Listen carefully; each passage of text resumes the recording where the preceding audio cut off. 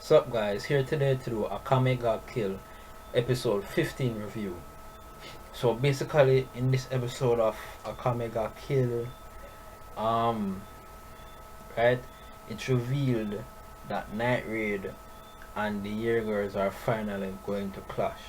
Now earlier in this episode, well at the very beginning I realized that they changed the intro and I'm liking this new intro. It looks pretty cool. It even showcases some characters that I'm sure we'll get to know more of.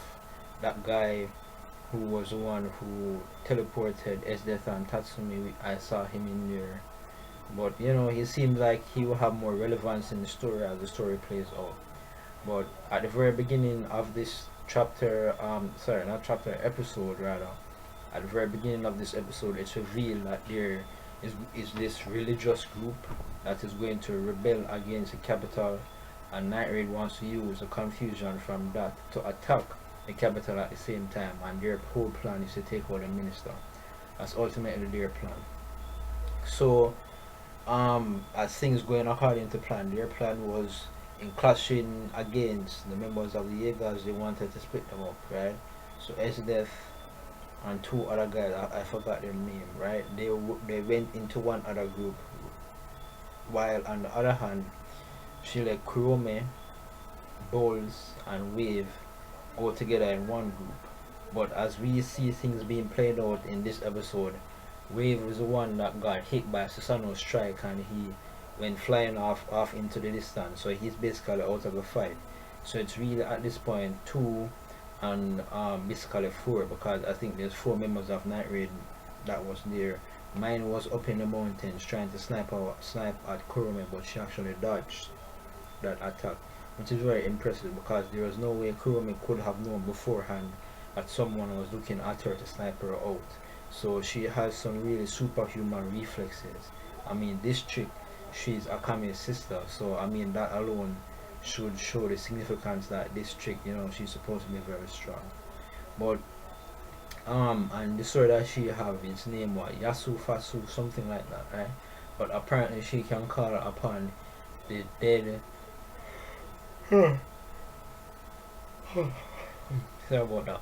But apparently her sword's powers is that she can call upon the powers of the dead and use them in her fight. And one of the things that she calls upon in this fight is this ultra level danger beast, like this huge dragon looking creature that apparently she killed. If that's the case, she's damn powerful.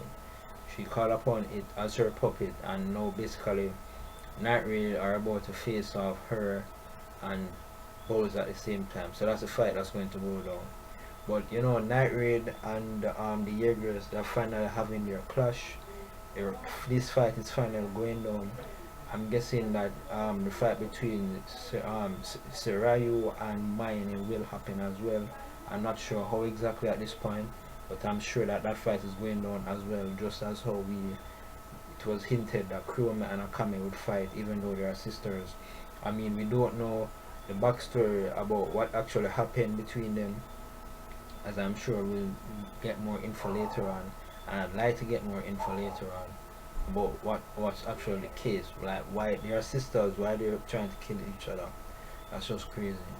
But overall, I thought that this was another good episode of Akame got killed.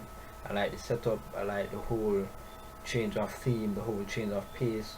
Now we're finally seeing the Jaegers and Night Raid clash, right? And how this all plays out with Esdeath's involvement, it's only my guess, but I'm waiting to see how that plays out as well. I'm very excited about that. But overall, I thought that this was an amazing episode of Akame got killed. I loved it. Yeah, I loved it very much. So that's it. That's my review. Remember to rate, comment, subscribe. Sayonara.